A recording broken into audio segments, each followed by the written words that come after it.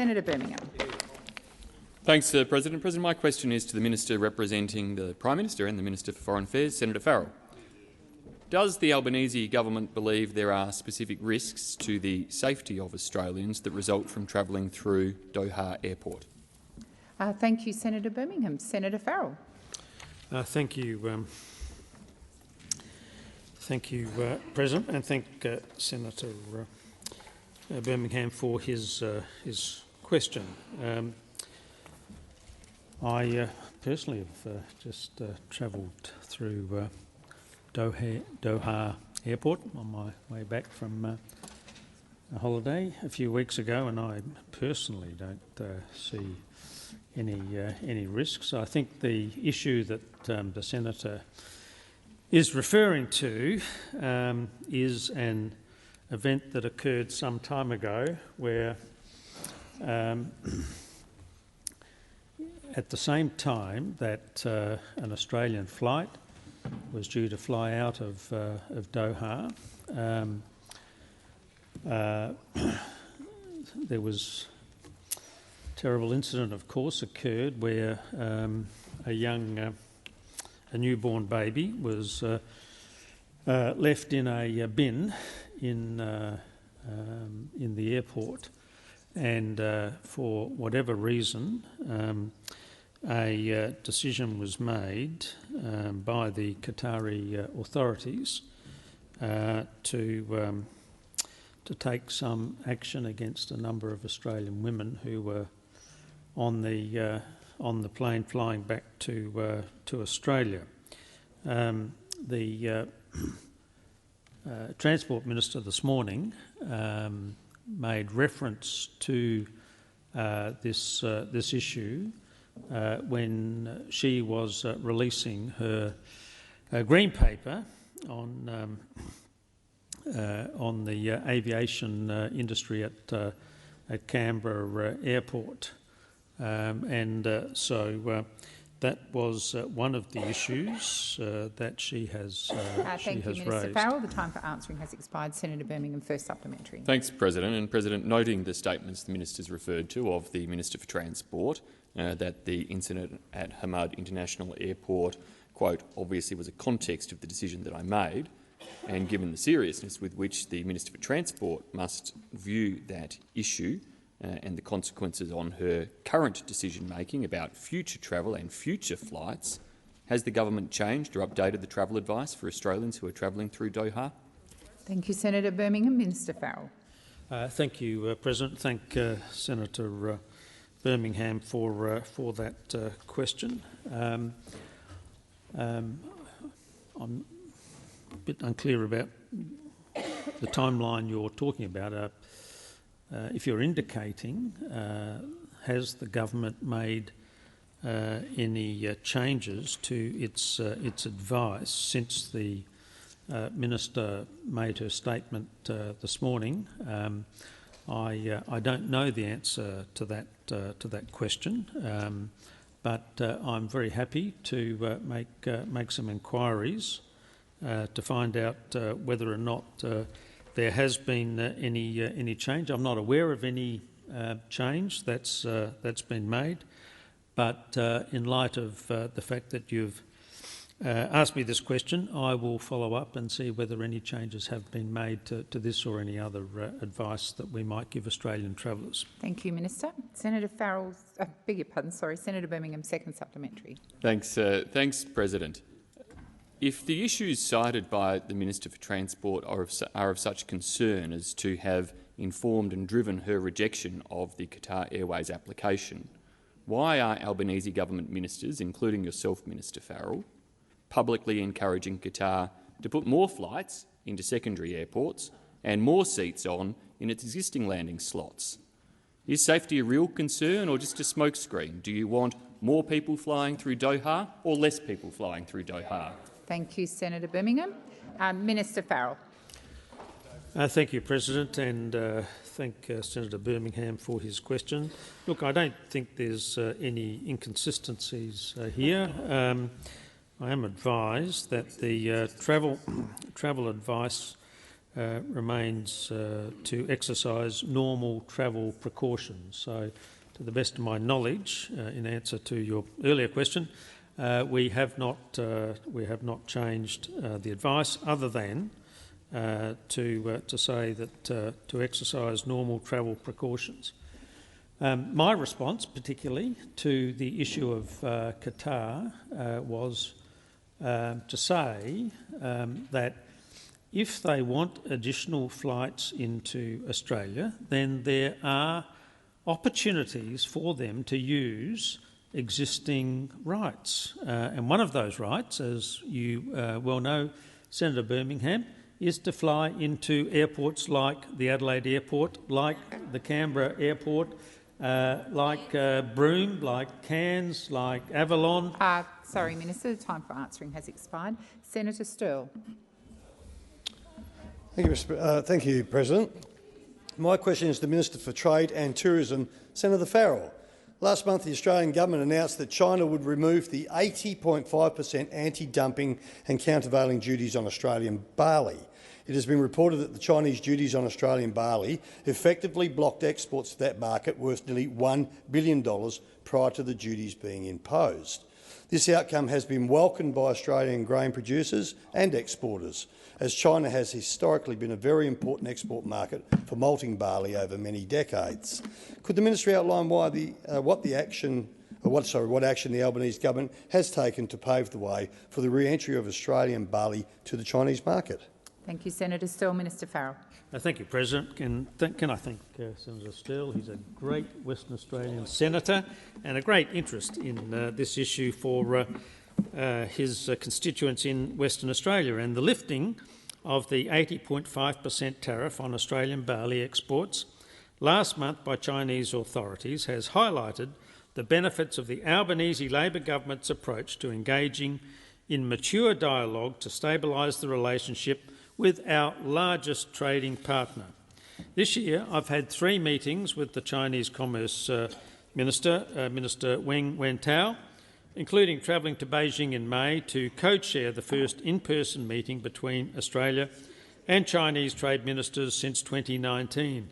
In that meeting, we agreed to set up dialogue under our existing free trade agreement and other platforms to resolve outstanding trade issues.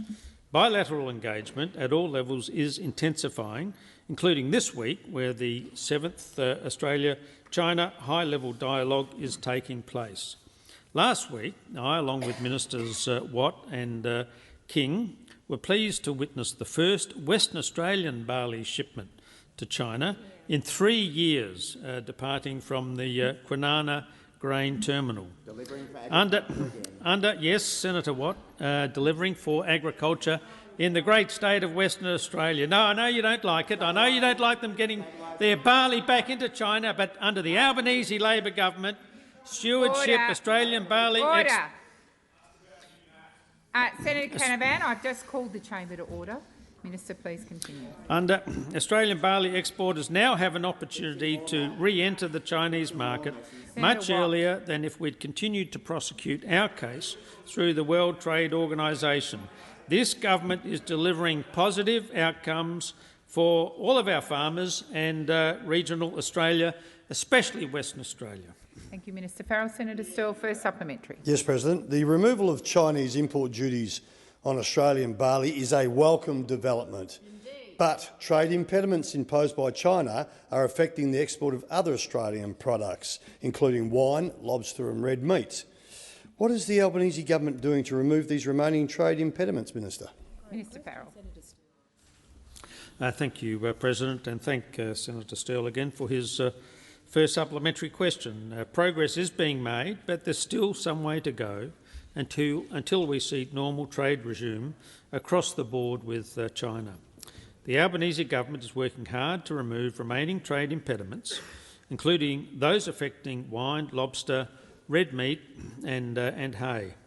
On wine, I've been very clear that when engaging with my Chinese counterpart that we expect a similar process to barley to be followed to remove tariffs on wine. On lobster, red meat and hay, the government has been actively engaging, including at a technical level, to resolve impediments blocking Australian exports. So far, dialogue rather than bluster has proven effective. We believe that it's in both Australia's and Chinese interests for all trade impediments to be removed. Thank you, Minister Farrell. Senator Sterle, second supplementary. Thank you, President. In addition to barley, there have been several positive trade developments this year with China, including the resumption of Australian exports of coal, cotton, copper ores and concentrates, and the lifting of quarantine restrictions on timber logs. While these developments are welcome, can the government detail what work has been undertaken to support market diversification for all exporters? Thank you, Senator Sterle. Minister Farrell. Thank you. Order. Thank you, President, and thanks, Senator Sterle, for his second supplementary question. A priority of the Albanese government has been to work to stabilise our relationship with China, by far our largest trading partner.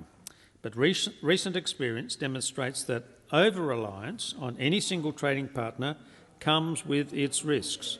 The Albanese government has been encouraging Australian business to continue with their diversification plans and to take advantage of new and emerging markets.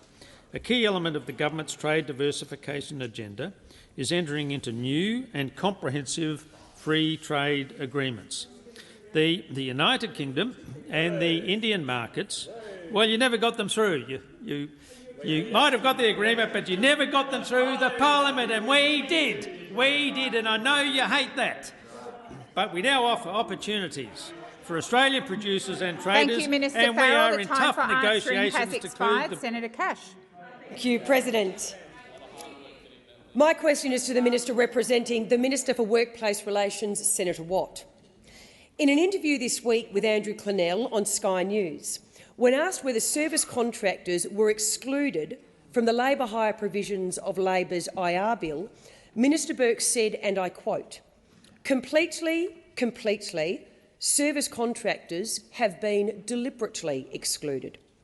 Can the Minister guarantee that there are no circumstances under which service contractors could be subject to a regulated labour hire arrangement and that they are, as the Minister has stated, completely, deliberately excluded?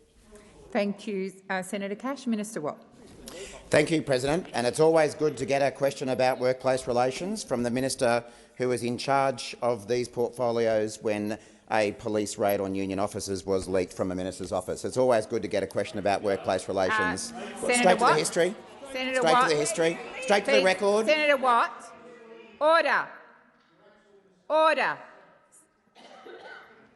Senator Watt, when I call you to order, I expect you to sit.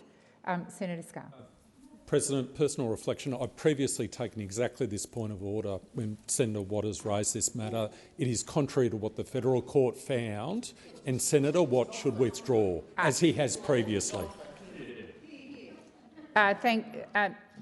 Minister Gallagher. On the point of order, I've listened to Senator Scarr, but I think that is an established fact that's been clear and on the public record. Order. Pretty sure it is. Order. Senator Scarr. Order. Senator Scarr, I heard your point of order. I advised Senator Watt not to be disorderly. I then invited to hear Minister Gallagher's, and there was disorder. That is inappropriate and it's disrespectful. I will seek some advice on your point of order.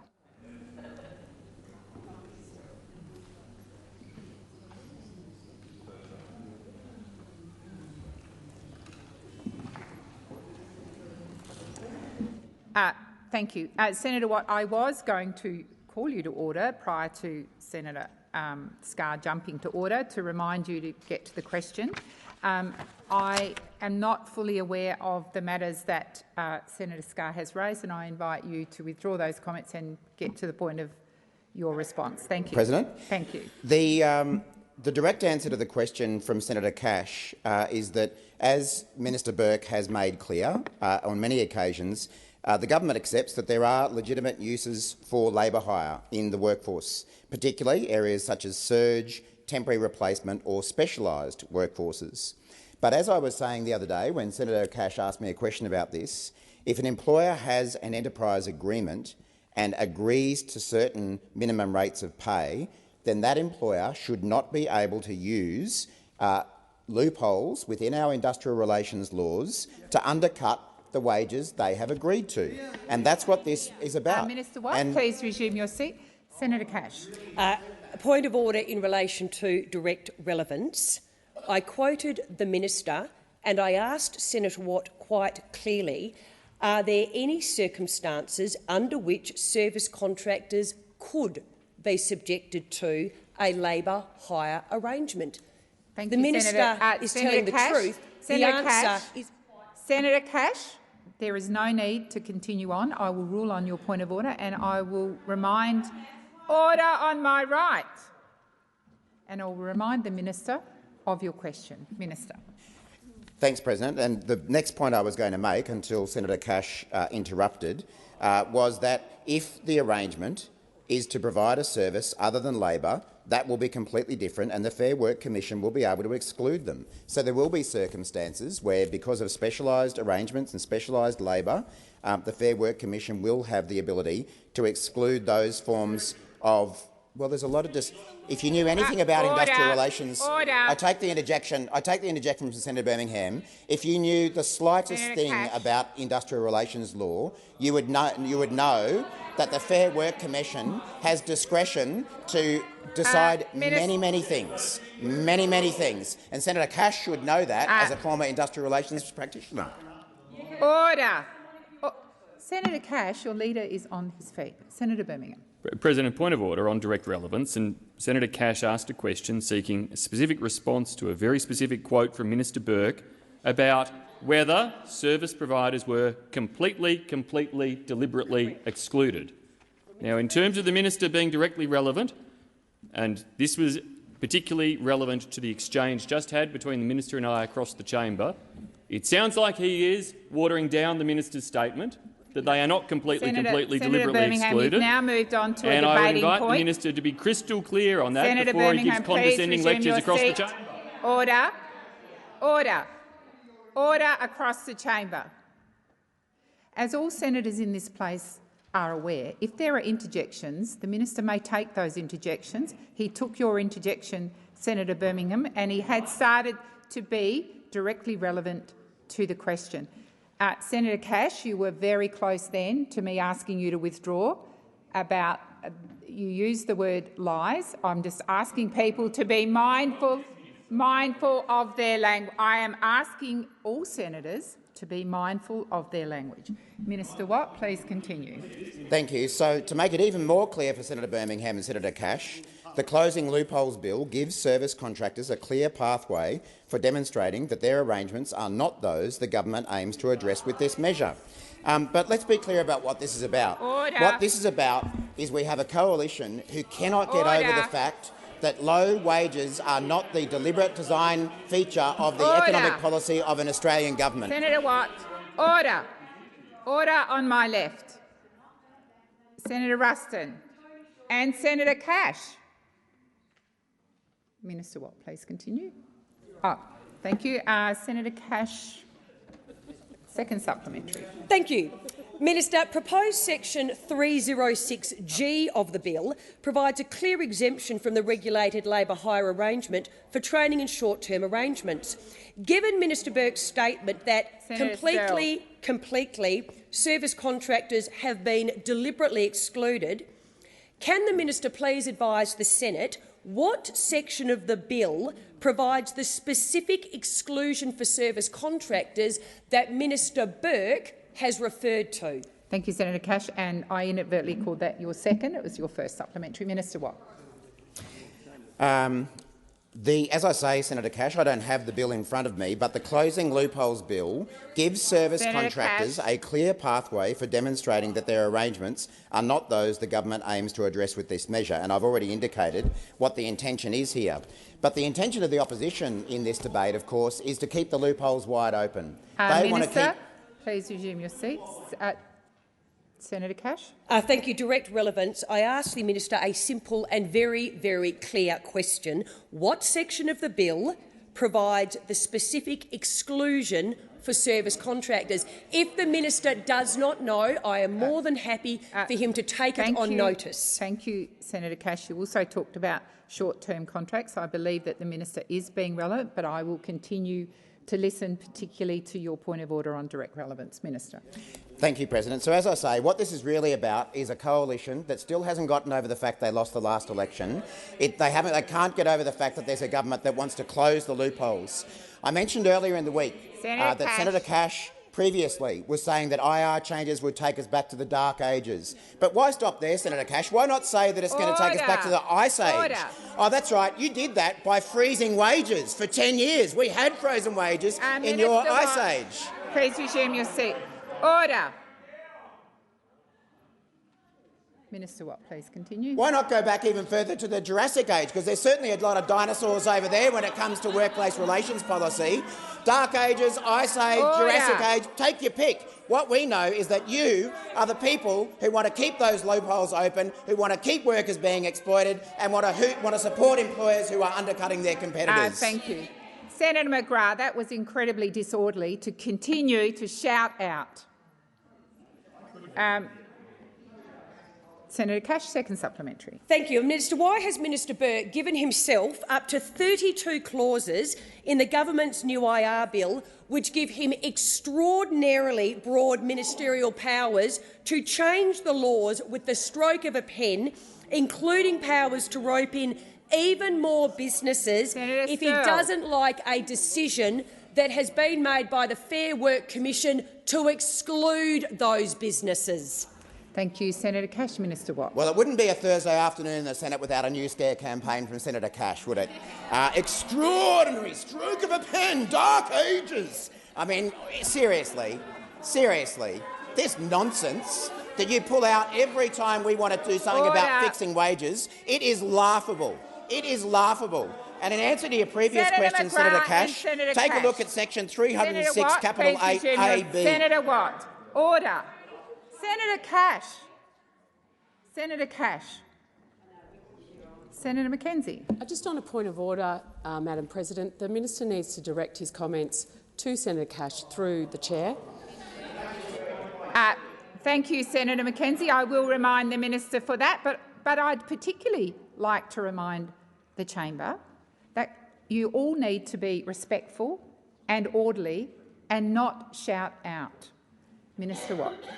So, as I say, President, Senator Cash has a track record of coming into this chamber or going into the newsrooms and making stuff up when it comes to industrial relations reforms. We've got, as I say, we've had dark ages. We were going to have supermarket shelves that were empty. We were going to be closing down the economy. Please resume your seat. Senator Cash, again, those constant interjections are disrespectful and they're disorderly.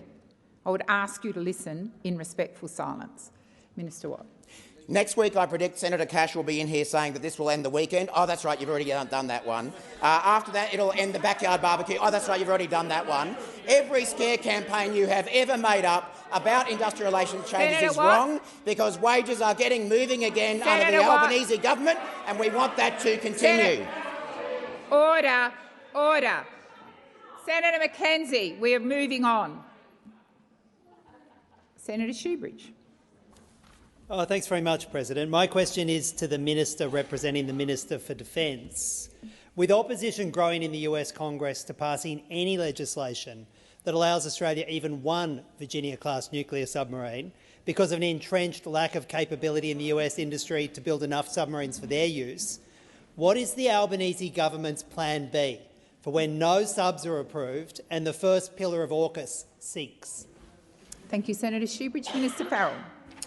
Thank you, President, and I thank Senator Shoebridge for his question. And I guess it's interesting that Senator Hanson-Young or Senator Pocock hasn't asked that question because, of course, the prospect of Australia building those submarines in in South Australia is going to be a wonderful opportunity.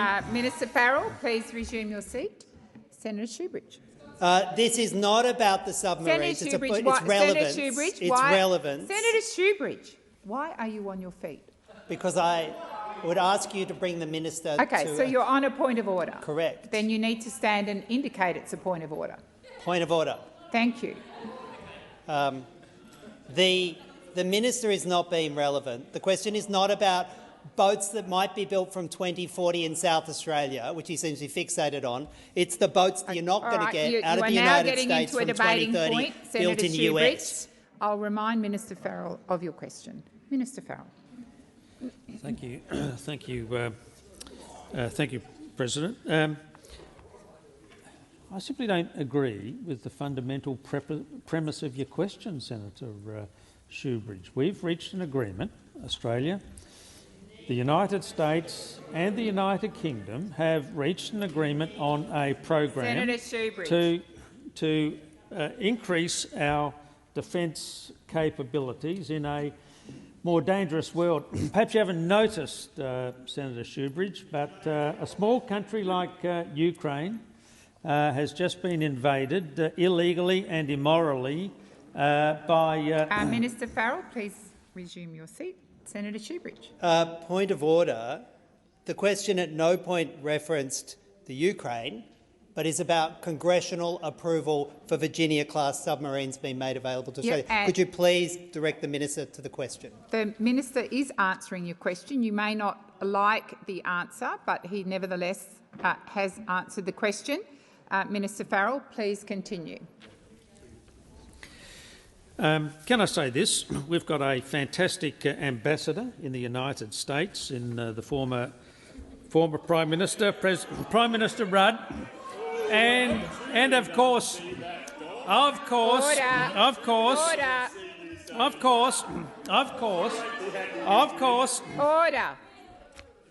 Order. Senator Canavan and McKenzie. Order. Minister Farrell, please. And I know that our ambassador in the United States has ensured that AUKUS has strong bipartisan and bicameral support right across Congress. During the Osman discussions, Secretary Austin and Secretary Blinken were confident there will continue to be strong bipartisan support for this initiative. Thank you, Minister. So the time for answering has expired. Senator Shoebridge, first supplementary. Minister, with the US Congress now calling for Australia to pour even more money into US manufacturing and jobs, on top of the $3 billion Australia has already committed to US shipbuilding, is that what Prime Minister Albanese is taking to Washington? Billions more Australian dollars for US jobs?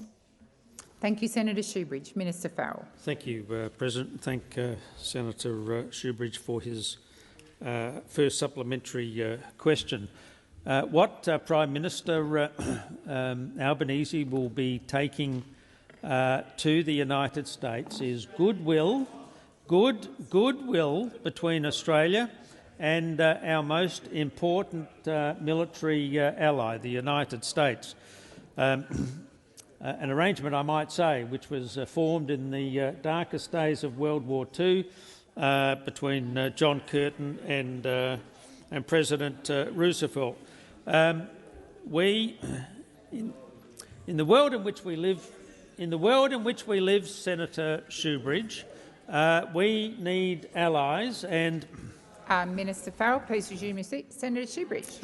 Point of order on relevance. This isn't a history lesson from Don's childhood.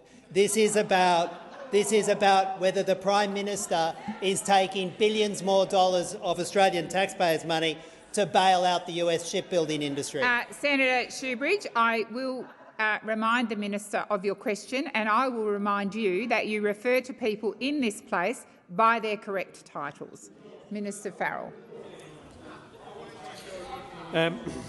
Even Senator Shoebridge, even I'm not that old, but I do understand Australian history. I I like reading Thank Australian... you, Minister. The time for answering has expired. Senator Shoebridge, second supplementary. Thank you, Minister, for that scintillating response. The US Congressional Research Office has also proposed a division of labour plan in which Australia never receives a Virginia-class submarine. Instead, the US would station their nuclear submarines in Australia under their control, and we pay the US for them to use us as a parking lot. Is that Albanese's, Prime Minister Albanese's plan B? Thank you, Senator Shoebridge. Minister Farrell. Thank you, President, and thank Senator Shoebridge for his second supplementary question. No. Senator Green.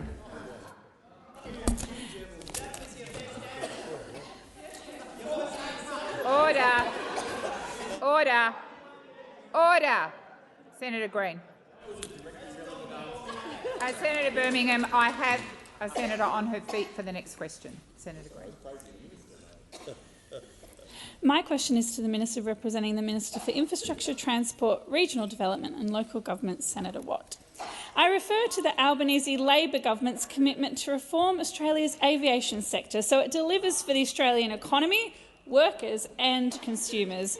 How is the Albanese Labor government delivering on this commitment to a more competitive aviation sector while at the same time securing Australian jobs? Thank you. Senator Green. Minister Watt. Well, thank you very much, Senator Green, and I know, being based in Cairns, you understand the importance of a competitive aviation sector that delivers to tourists, to workers, to local economies, and finally we have a federal government prepared to deliver.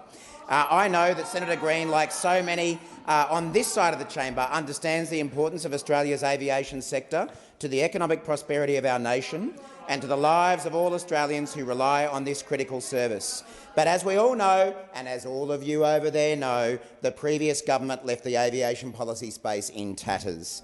They've had a lot to say about aviation this week, but let's not forget it was the coalition government that gave billions of dollars, billions of taxpayer dollars to Qantas for nothing in return. It was the coalition government that stood by as Virgin collapsed into administration, only for it to be snatched up by foreign private equity. It was the coalition government that over 10 years oversaw the mass outsourcing of jobs and a labour hire mess that drove down wages and conditions across the aviation sector. Please resume your seat. Order on my left. Minister Watt, please continue. But the list goes on, President. It was also the coalition government that commissioned the Harris Review into Sydney Airport, only to spend almost 2 years sitting on it, leaving it to us to sort out. And it was the coalition government that cut JobKeeper from Donata workers, as some of our senators know very well, and left those families in the lurch. So today is a very important day, because today the Minister for Infrastructure, Transport, Regional Development and Local Government, Catherine King, released the Aviation Green Paper. This is the first step in reforming the sector and cleaning up the mess in our aviation sector that was left by those opposite. The Aviation Green Paper is an important step in developing a white paper which will set the policy direction of the sector out to 2050. The government is seeking outcomes that deliver a more competitive aviation sector while at the same time securing Australian jobs. We're also looking at stronger consumer protections, improvements to complaint handling processes and improved accessibility for consumers living with disability. Has expired. Senator Green, first supplementary. Thank you, President, and thank you, Minister, for that answer. I note that the Albanese Labor government is committed to an aviation sector with strong consumer protections in place. How is the Albanese Labor government looking to enhance the experience of customers in Australia's aviation sector? Thank you, Senator Green. Minister Watt. Thank you, President. Thank you, Senator Green. Well, unlike 10 years of coalition government, the Albanese government wants an aviation sector that maintains Australia's world-leading safety and security standards and provides secure jobs now and into the future. A sector needs to be reliable, competitive and affordable, supported by a robust consumer rights framework.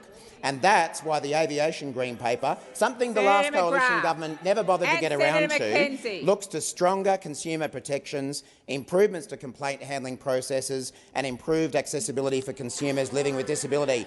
Not one of those things did the coalition deal with in 10 years in government for all of their Road to Damascus conversion on matters of aviation. Through this process, we are also seeking to understand whether options pursued in other jurisdictions, such as a customer rights centre, a charter or a stronger ombudsman model, would deliver benefits to Australia's aviation sector. Every Australian travelling by plane here in Australia or overseas deserves to be safe and respected, Thank you, and that's why we're Minister taking Watt. these issues seriously. Senator Green, second supplementary. Thank you, President. Minister, as you and I both know, Australians living in remote and regional Australia rely heavily on a strong aviation sector to support strong regional communities. Why is reform to Australia's aviation sector so important, particularly to regional communities? Senator McKenzie. Senator McKenzie, I'm not calling you to answer the question. Senator Watt. Thank you, President. It is ironic that Senator McKenzie should be asking where the Harris Review is, because it's actually sat with the coalition for 2 years without any action being taken whatsoever. But you're right, Senator Green. Some of us over here actually understand that access to affordable air services is a key contributor to the livability of regional Australia, and it is essential that regional services remain viable. Aviation plays an important role servicing the needs of regional and remote communities. This includes access to a range of essential services such as healthcare and education. The Albanese government also recognises that now and over coming years it will be critical to leverage the economic shifts underway across the world for the benefit of Australia's regions. So a strong regional aviation sector is critical to achieving that vision. Through this process, this Green Paper process, we very much want to hear directly from those Australians in regional, remote and rural communities who rely on aviation. So I would encourage all who have an interest to share their perspectives via the department's Thank you, website. Minister Watt. Senator Tyrrell. Thank you, President. My question is for the Minister representing the Minister for Education, Senator Watt. Mandatory unpaid student placements are placing severe financial stress on students. We're saying to prospective nurses and teachers that unless you can live with no income for a few months, then you can't do the job. And for the many students who are working part-time to support their studies, they have to take leave from their paid work to do this unpaid work. That's up to 25 weeks of the year where you are prevented from earning any money to pay your bills. Does the Minister agree that the work students do on unpaid placements is valued and should be recognised? Thank you, Senator Tyrrell. Minister Watt. Thank you very much for that, Senator Tyrrell. I've just been advised, I understand this is an issue that you've taken an active interest in, and appreciate the opportunity to provide a little bit more information to you. I don't know whether you have had the opportunity to discuss these matters directly with Minister Clare, the Education Minister. I'm sure that he and his office would be very happy to provide you with a briefing about it. But what I can say is that I know this is an issue that he's working on. He shares your concern about the current arrangements in this field, and so that therefore he has got some policy work underway to deal with that. I also understand that this is something that will be is being considered in the context of the government's employment white paper. That is being led by the Treasurer, but there are a range of different portfolios, including mine for that matter, who've had some input into that employment white paper.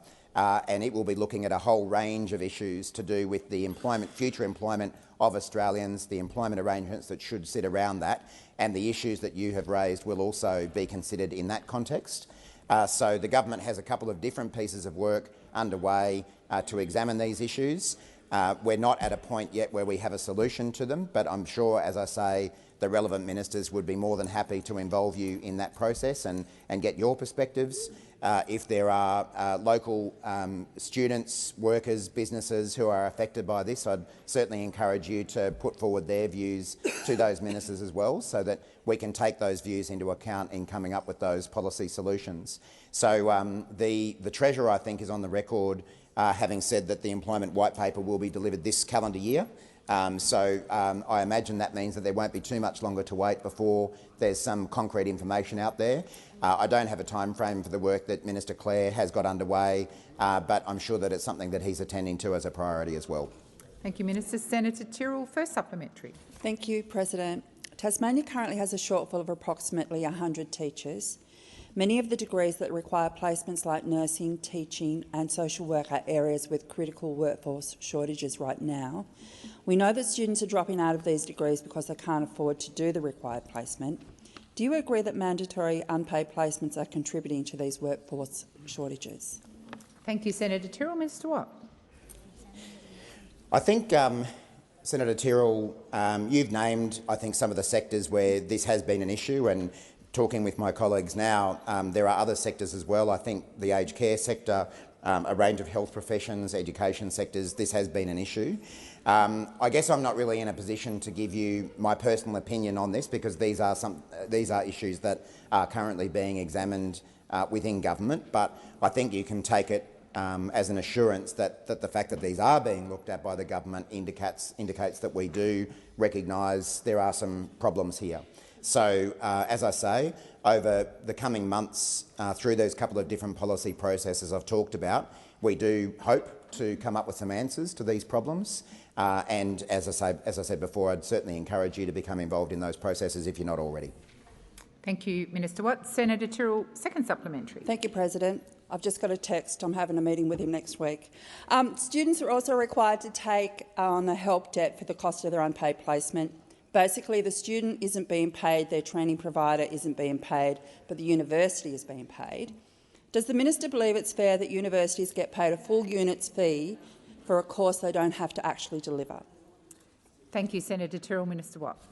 Thanks, Senator Tyrrell. I'm not personally aware of that, not being the relevant minister, but I'm sure Minister Clare is well and truly on top of those issues.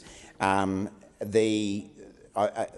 the issues that you're talking about are also very much an issue, not just in the kind of sectors that use tertiary education as their education source, but it's an issue in the vet sector as well. And I know that that's something that you've taken an interest in before as well, and the importance of the vet sector to Tasmania. So, again, all I can really say is that this is something that crosses different sectors. It clearly crosses different portfolios, and I'm pleased to hear that you've got that meeting with Minister Clare next week. That's prompt service for you, isn't it?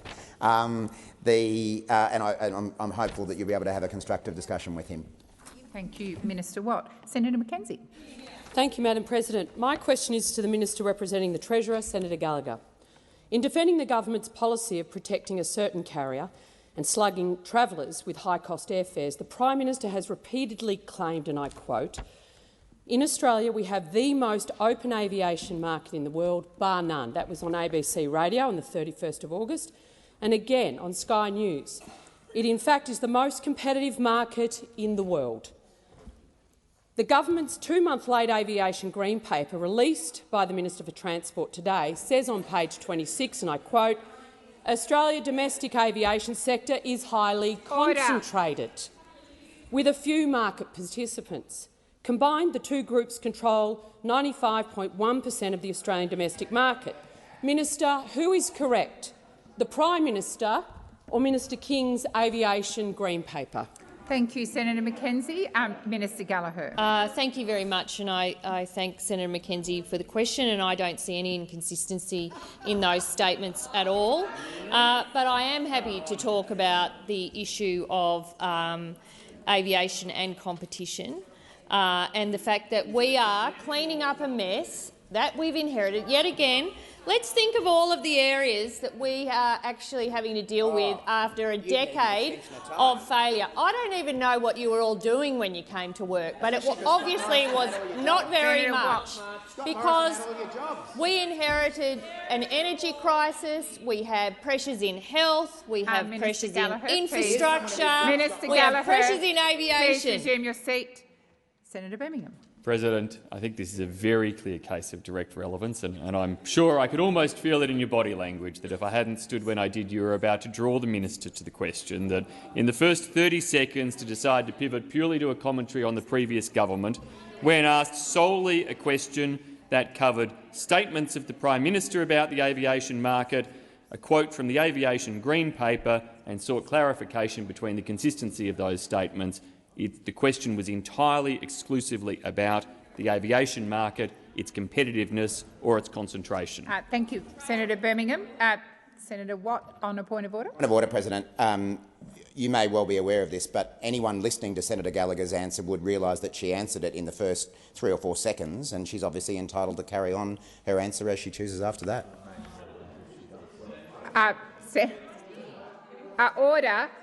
Order. Order. Interjections across the chamber. Senator Watt. I have the Leader of the Opposition on his feet. Senator Birmingham. Thank you, President. Just to Senator Watt's point, it is not within order for a minister, if they have answered the question, to then go and speak about any other topic of zero relevance to the question they were asked. An answer to a question in its entirety needs to be directly relevant. Context, as previous presidents have ruled, can be provided, but the minister was very plainly not providing context to a question specific about the aviation market and its competitiveness. Thank you, Senator Birmingham. I will seek the advice of the clerk.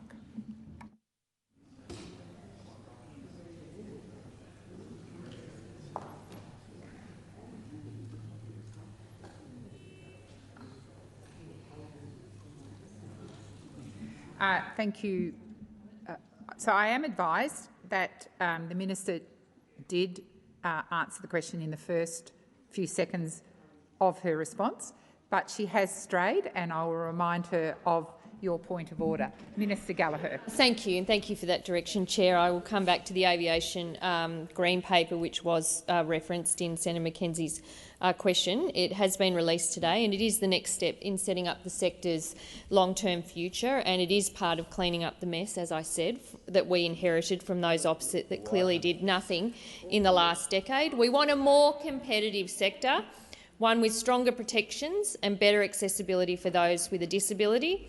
We want to keep our world-leading safety record and an industry Minister Gallagher, please resume your seat. Senator Mackenzie. Point of order, Madam President. The answer that the minister gave was that she saw no inconsistency between the Prime Minister's comments and the Green Paper's comments, between most competitive in the world and one of the most concentrated. She has literally just proved the inconsistency between the two comments. Senator Mackenzie, that's an indulgence. It's a debating point. Minister Gallagher, please continue. Minister Gallagher. Thank you very much. And as I said, this aviation green paper is to essentially look at how we create and deliver the best aviation sector that we can, both internationally and domestically. And it's because of the failure of the former government that we are starting this work now, because it hasn't been done, and it wasn't done under their term. And so it is right that we have the green paper, we go out and have further consultations, and then there'll be a white paper to ensure that we can get the best outcomes across the board. And that's for the aviation industry itself, it's for consumers, it's to ensure that we're ensuring competition and promoting competition where we can in a complex industry that operates. Thank you, Minister. The time for answering has expired. Senator Mackenzie, first supplementary. Your former Treasurer disagrees. When asked about airline competition at the National Press Club on the 29th of August 2023, the Assistant Minister for Competition, Dr Lee, said, and I quote, "I look to Europe with its range of low-cost carriers and see what looks like an even more competitive ecosystem. So moving us toward that, I think, is the long-term goal." Minister, who is correct? Is the Prime Minister right when he says Australia has the most competitive market in the world, or is the Competition Assistant Minister correct? Thank you, Senator Mackenzie. Minister Gallagher. Well, again, both of those statements are correct, and well, they are. Like, I know it's very. I know you can just put them together and put your spin on it. But we are looking at ways to improve competition. That's why we've got the work that the Treasurer and the Assistant Treasurer are doing in the Treasury. It's why we're looking at the Green Paper and then the White Senator Paper. Mackenzie. And there are clearly and obviously areas that everyone involved in the aviation industry wants to see whether there's room to improve. But this government will actually talk to people, we will negotiate, we will consult, and we will deliver a plan, unlike those opposite that sat on reports and reviews that they inherited, sat on them for 2 years and did nothing and provided no direction. And that is not the position this government takes. We're doing the work, we're talking with all of those involved, and we will deliver the best aviation system that this country deserves and expects. Minister. The time for answering has expired. Senator Mackenzie, second supplementary. Well, I'd like to thank the minister for giving some context that she actually backs the Green Paper commentary that there is room for improvement, that we are a concentrated aviation market and we do need to get more competitive, in direct contrast to the Prime Minister's public statements. Minister, why is the Albanese government protecting a major airline whilst punishing Australian travellers with high-cost airfares in the middle of a cost-of-living crisis? Thank you. Senator Mackenzie. Minister. Well, we're doing no such thing. We're doing no such thing. And I think you allude to the decision by the Transport Minister that she made around Qatar's request for extra flights. But I would point out, and I know it's convenient to ignore it, and we've gone through it in this place and we've gone through it in the House, that we have numbers of flights being increased by a number of international carriers. We have over 1,800 international flights coming in and out of Australia in the last week. Flights are increasing, capacity on those flights are increasing, and we have existing international carriers that are adding flights and adding capacity on those flights. So I completely reject the assertion in Senator Mackenzie's question. The aviation industry is recovering post-COVID. More flights are coming, more seats are available, and we will see prices come down. Senator Babet. Thank you, President. My question is for the Minister representing the Health Minister, Minister Gallagher. Minister, are you aware of the status of the WHO's Article 59 International Health Regulations Amendments and the 3 other substantive pandemic preparedness documents? The UN's Pandemic Prevention, Preparedness and Response Political Declaration Zero draft, the WHO's proposed 307 International Health Regulations Amendments and the WHO CA+. Thank you. Thank you, Senator Babet. Minister Gallagher. Thank you, President. I thank Senator Babet for the question and for the advance warning of his question. I do appreciate that, and I am aware of those documents. The government is committed to strengthening international cooperation on pandemic preparedness and reflect the lessons learned from the global response to COVID-19 to ensure that we are well placed to deal with challenges that come in the future. We are actively engaged in 3 separate but linked negotiations on an international instrument on pandemic prevention, preparedness and response, amendments to the International Health Regulations 2005 and the Political Declaration of the United Nations General Assembly's high-level meeting on pandemic prevention, preparedness and response. The negotiations on the pandemic instrument and amendment to the International Health Regulations are currently underway and are due to conclude in May next year. And it's anticipated that a final version of the Political Declaration will be adopted by member states at a high-level meeting on pandemic prevention, preparedness and response in New York later in September. And these processes are part of an overall package intending to strengthen international cooperation to minimise the risk of international health threats such as COVID-19 can pose to Australia. We know that the global health threats are most likely to arise overseas, and having a strong global health system will help ensure Australia and the world is better prepared for the future. But let me be clear that the proposed treaty will not undermine Australia's sovereignty in respect to health policy and will not operate to prevail over Australian law. The WHO and UN have no legal authority to force Australians to take any action, and any negotiated commitments would need to be reflected in Australian laws passed by this parliament for them to become legally binding. The government commenced an online public consultation on the 7th of August 2023 to allow interested Australians the ability to contribute their views on the proposed agreements. Senator Babet, first supplementary. Thank you, Minister, and I think I know what you're going to say next, but are you aware of Article 59, Item 3 of the 2005 IHRs, which is repeated, unamended in the Article 59 International Health Regulations Amendments? Do you agree that this sub-article places a positive obligation upon Australia to amend our domestic legislation in accordance with any future IHR amendments if those amendments are not rejected by Australia? Thank you, Senator Babet. Minister Gallagher. Thank you, and I thank the Senator for the question. The impact of amendments to Article 59 are procedural in nature. They reduce the period of time for entry into force for any future amendments to the IHR, and they do not change Australia's treaty-making or domestic legal processes.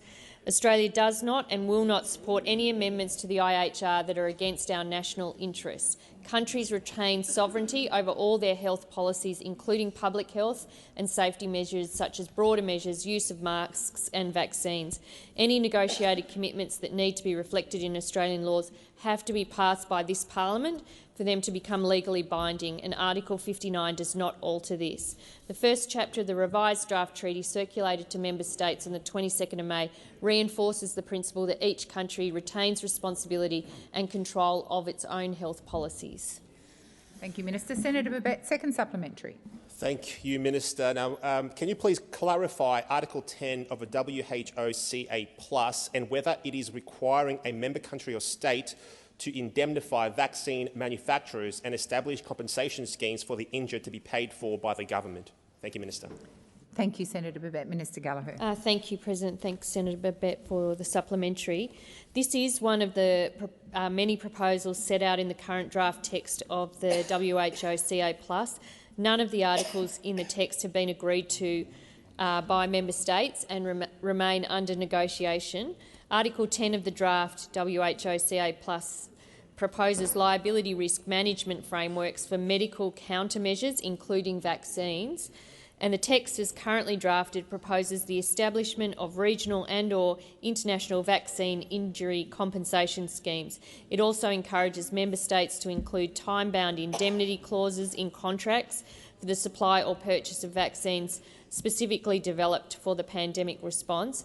And in line with my previous answers, we will continue to consider these issues as part of our overall negotiating position, and I'm sure the Minister for Health would be happy to engage with you, Senator Babet, on these issues. Thank you, Minister. Senator Polley. President, my question is to the Minister representing the Minister for Health, Senator Gallagher.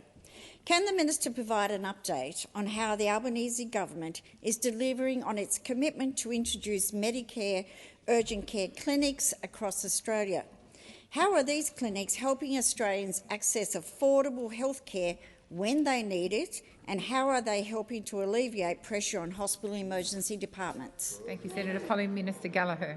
Thank you, and it's so great to get a question about the health system from you, Senator Polley. I appreciate it, and all the work that you do, particularly on the Community Affairs Committee and others, where you've spent a lot of time in recent years, and for your interest in health and in the Tasmanian health system in particular. At the last election, we promised to establish Medicare urgent care clinics, and we are delivering on that promise. The first of 58 Medicare urgent care clinics across Australia are opening their doors and already helping Australians get timely and affordable access to the health care they need. We have committed funding over 5 years to establish these Medicare urgent care clinics. It's a new approach to providing care for people who require medical treatment urgently but don't need an ambulance or a hospital stay. The urgent care clinics provides another option for people to seek medical care that they need. They're open extended hours, 7 days a week, and many of these clinics are being established in existing general practice and community health centres to make best use of existing facilities and leveraging the existing workforce. All of the services provided by Medicare urgent care clinics are bulk billed. I can hear Senator Henderson, she doesn't like urgent care clinics, doesn't like people being able to access health care. I know I shouldn't respond to interjections, but because Senator Henderson is such a serial offender, these are highly popular models of care. Highly trained doctors and nurses provide care at the Medicare urgent care clinics with no need for an appointment. Again, very convenient for busy families on the go. The urgent care clinics deliver service from the time people walk in right through addressing their health issue so that they can leave without putting pressure on the emergency departments. Last week in Tasmania, the Prime Minister officially opened the Medicare urgent care clinic at Your Hobart Doctor on Bathurst Street. In its first 2 weeks, Senator Polley, it has seen 400 patients. Thank you, Minister. Senator Polley, first supplementary. President, can the Minister outline how local health needs are being incorporated into the planning and delivering of the new model of care? How are the Medicare urgent care clinics being integrated with existing health and hospital health services, including general practice and hospital emergency departments? Thank you, Senator Polley. Minister Gallagher. Senator Polley, it's really important that the Medicare urgent care clinics are integrated with services provided by both GPs and by hospital emergency departments.